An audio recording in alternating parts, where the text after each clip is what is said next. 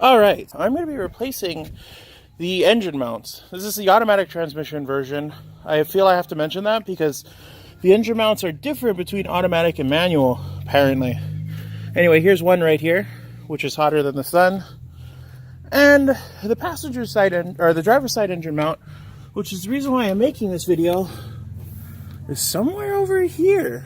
But there's no real instruction online that I can find that says exactly where it is or how to get to it. I'm assuming I have to take the battery tray out. So that's going to be fun. Anyway, before you get started, make sure you steal your dad's jack and support the engine from the bottom. I jacked it up onto the oil pan. You're going for just a snug fit. You're not trying to lift the car up. You want it to hold the engine in place, so you pop the mount off. Also, make sure you get yourself a Toyota Tacoma so you have some place to put your parts and your tools. Very important. Be careful with this wire right here. This is the wire for your flux capacitor. If you short it, your car will never fly again.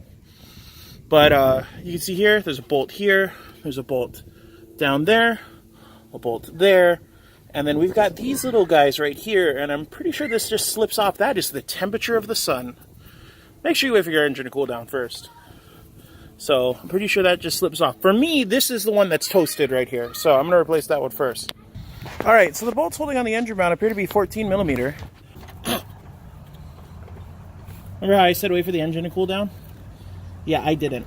All right, to get those boys down there, we're gonna have to go double extended.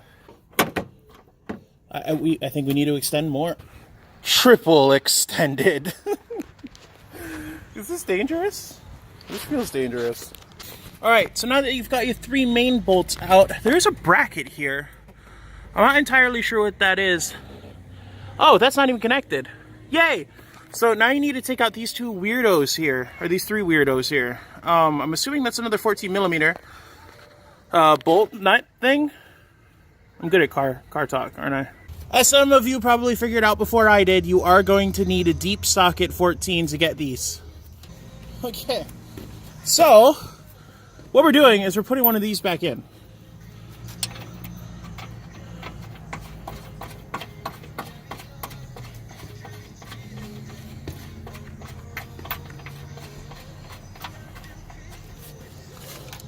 Make sure you take off your weirdos first.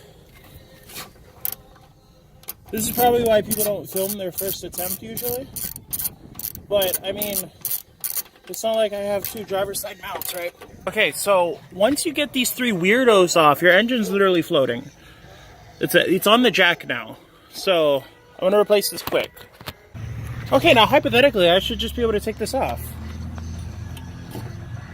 Ow, it's hot. It is still the temperature of the sun. Ow. Ow, ow, ow, ow, ow. Jeez. Look at that. Look at the difference between those. That would be why my engine is vibrating uncontrollably. But you're wondering what happened to the black thing. Yeah, don't grab onto that. It's not a good place to put your hand. Okay. Let's get this in. This is the part where we find out it doesn't fit. Hold on.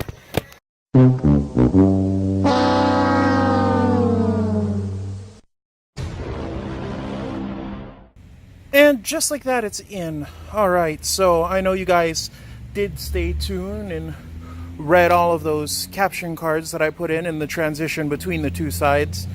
Yeah, it fits. You just need a hammer. So now for the driver's side, of course, you're gonna have to take your battery out. I'm running a Optima yellow top because my stereo, and I'm an idiot and leave my lights on a lot. Anyway, so then look at all that trash in there. I need to clean. Look at the state of the engine bay. You know, I never considered detailing an engine bay until I joined the group. Anyway, so we got to take the battery tray off now. Those look like 10 millimeters to me. They're probably not. Aha! Don't doubt yourself. They are. So 3 10 millimeter bolts hold on the battery tray. All right, and once you have the battery tray off, you need to pull off this upper bracket right here. Those also look like 10 millimeters, but I imagine they're much tighter. And there we have it. This should just lift off, but it is connected on both sides to the wiring harness. How do? All right, there we go. This is why I keep my fingernails long in some cases.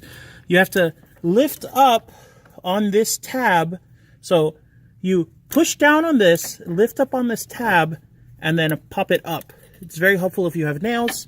Then it just swings out of the way and stores nicely over there. And there you have it. There's your driver's side engine mount. Those bolts look very big. There's a problem. This one's much cleaner. We'll see if it installs the same. Now, what size are you, me wonders? It is 11/16. You're going to want to get yourself a deep socket, though. You do want to take the ones on the engine block off first, so you don't cause problems. Let's do it. Okay, so that was a jump cut. Did you like that? I cannot turn these by hand. You're going to need some sort of zzz thing. So I'm going to go acquire my father and his zzz thing. Oh, look, it's right there on the ground.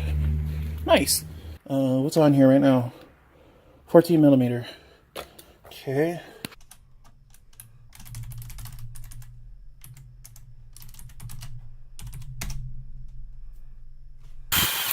Damn. Oh, I love power tools. Look, look, look, look, look, look. Look, watch, watch, watch, watch, watch. Look at that. Oh, God. For the love of God, don't forget to move your jack from this side of the car to this side of the car. Luckily, I had this little Napa Auto Parts jack. Whew, the heart attack. This is, again, why people don't film their first attempts at things. Haha. All right. Now we zap off this side, obviously.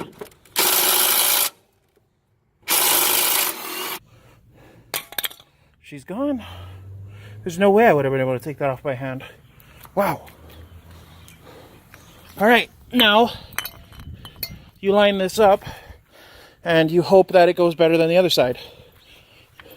But see, you learned from my mistakes watching this video, so you're not gonna make the mistakes that I made. So it's the whole point of the video. Don't lean on your engine. Don't lean on your engine. It's on a jack.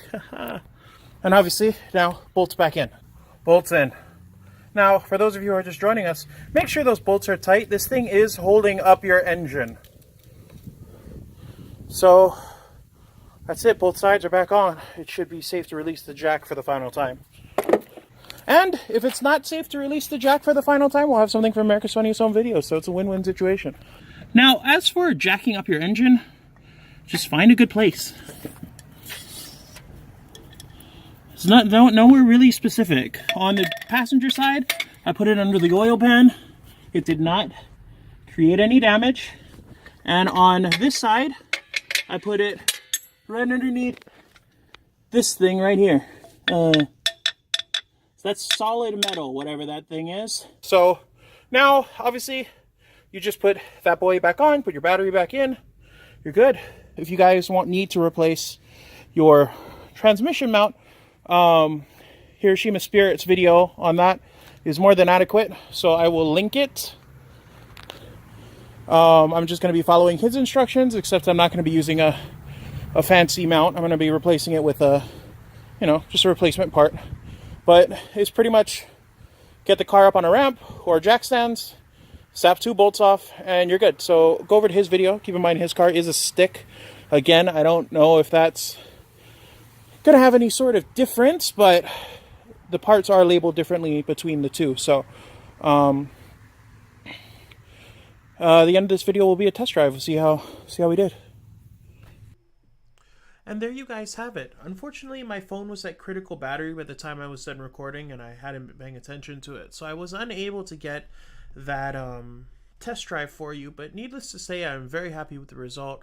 All of the weird engine noises and clunking and vibration that we've been hearing since about March of last year are now completely gone, and it was all because of that engine mount on the passenger side. So if you think you have a suspension sound, like a clunking sound, because for us it was like a and it was influenced by bumps because it was the engine mount moving up and down. It was shot. Don't rule out your engine mounts. don't rule them out. We spent a lot of time, money, and resources taking the car to garages and having the suspension looked at, replacing suspension components. And they were worn out. They did need to be replaced, but they could have been replaced later.